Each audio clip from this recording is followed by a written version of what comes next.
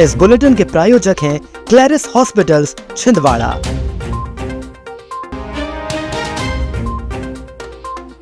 EMS-TV की खबर का असर, भाजपा से निष्कासित भ्रष्ट और महिला संबंधी अपराधों में लिप्त नगरपालिका अध्यक्ष विनोद मालवीय को जेल। छिंदवाड़ा सिंचाई कॉम्प्लेक्स को 500 करोड़ की बड़ी सौगात, पेयजल व सिंचाई को मिलेगा बल।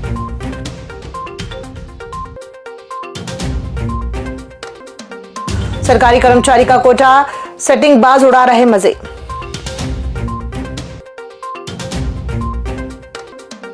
शासन की योजनाओं में देरी हुई तो होगी कार्यवाही, कलेक्टर नीरज कुमार वशिष्ठ। और सामान्य सभा की बैठक में गूंजा पानी का मुद्दा।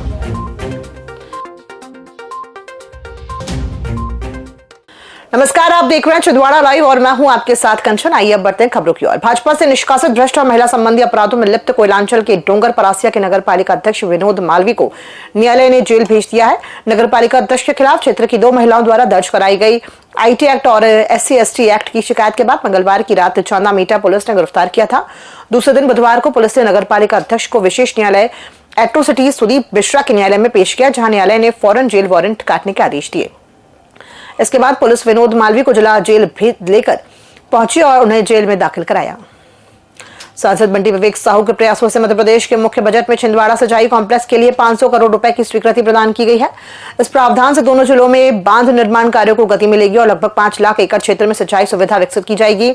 सांसद ने इस संबंध में मुख्यमंत्री डॉक्टर मोहन यादव से मुलाकात कर राशि स्वीकृत करने का आग्रह किया था। योजना के अंतर्गत 6 नगरों और 1155 गांवों में पेयजल आपूर्ति सुदृढ़ करने का मार्ग प्रशस्त होगा। छिंदवाड़ा कलेक्टर परिसर स्थित मिनिस्ट्रियल प्राथमिक उपभोक्ता सहकारी भंडारा सोसाइटी पर नियमों की अनदेखी के आरोप लग रहे हैं। करीब 70 साल पुरानी सोसाइटी में सरकारी कर्मचारियों के लिए आरक्षित भवन और दुकानों के आवंटन में अनियमितता की शिकायतें सामने आई हैं। सूत्रों के अनुसार 2 वर्षों से वार्षिक आम सभा आयोजित नहीं की गई है, जिससे सदस्यों में नाराजगी है। आरोप है कि सोसाइटी का भवन किराए पर देकर संचालन एक पदाधिकारी के घर से किया जा रहा है। मामले को लेकर कर्मचारियों में असंतोष बढ़ता जा रहा है और जांच की मांग उठ रही है।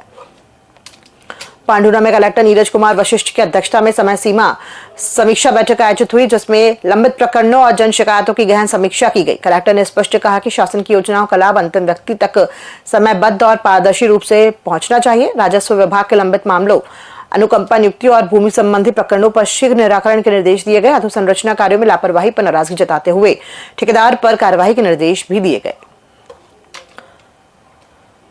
छिंदवाड़ा में आज सामान्य सभा की बैठक आयोजित की गई। बैठक में अध्यक्ष, विधायक, प्रतिनिधि, सभी जनपद सदस्य और विभागीय अधिकारी उपस्थित रहे। सभी विभागीय अधिकारियों ने अपनी अपनी रिपोर्ट पेश की। मुख्य एजेंडा शहर में पानी की समस्या और समाधान के उपाय थे। जनपद अध्यक्ष संगीत तिरगाम ने बोर्ड लगाने और अन्य सुविधाओं पर चर्चा की। बैठक में प्रस्तावित समाधानों पर आगे की कार्यवाही तय की गई।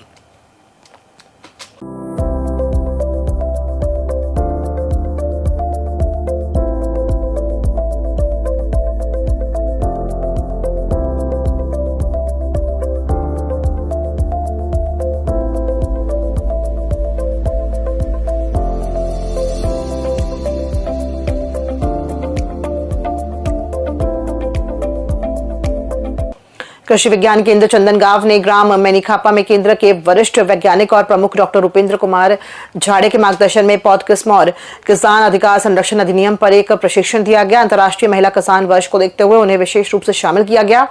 डॉक्टर झाड़े ने पौध किस्म के पंजीयन की प्रक्रिया में के बारे में किसानों को अवगत कराया। जैविक एवं खाद्य प्राकृतिक खेती के विभिन्न पहलुओं के साथ बीज बैंक पर विस्तार से चर्चा की गई।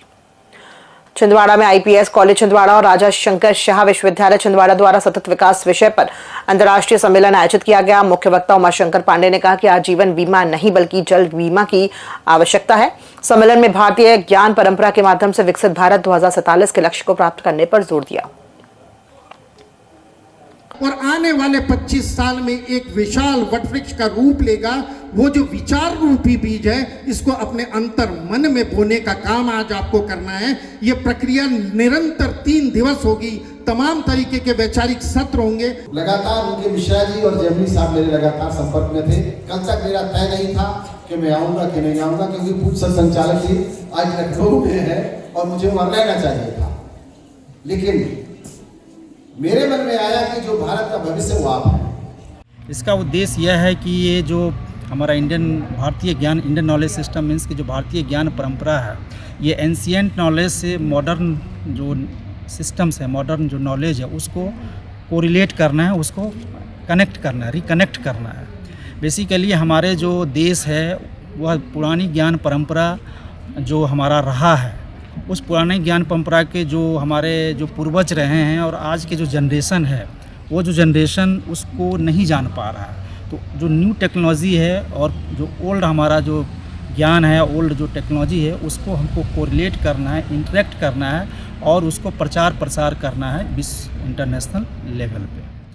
छिंदवाड़ा के ग्राम मुरमारी और मोहन नगर सिंधी कॉलोनी में आबकारी विभाग ने दबिश दी। करीब 1000 किलोग्राम महुआ लहान और 20 लीटर कच्ची शराब बरामद की गई है। मोहन नगर निवासी विकास उर्फ प्रिंस वाधवानी के घर से विदेशी मदिरा की 20 बोतल और 5 पाव मदिरा जब्त हुई।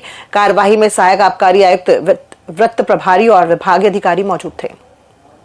शहर के टाउन हॉल में विद्युत विभाग के आउटसोर्स कर्मचारियों की बैठक आयोजित हुई, जिसमें प्रदेश बाह्य स्रोत विद्युत कर्मचारी संगठन के महासचिव राहुल मालवीय शामिल हुए। बैठक में कर्मचारियों ने 60 वर्ष तक नौकरी, सुरक्षा और वेतन में सम्मानजनक बढ़ोतरी की मांग उठाई। बैठक में मार्च के पहले सप्ताह में सभी जिलों के कलेक्टरों को ज्ञापन सौंपने और भोपाल में महासम्मेलन करने की घोषणा की गई।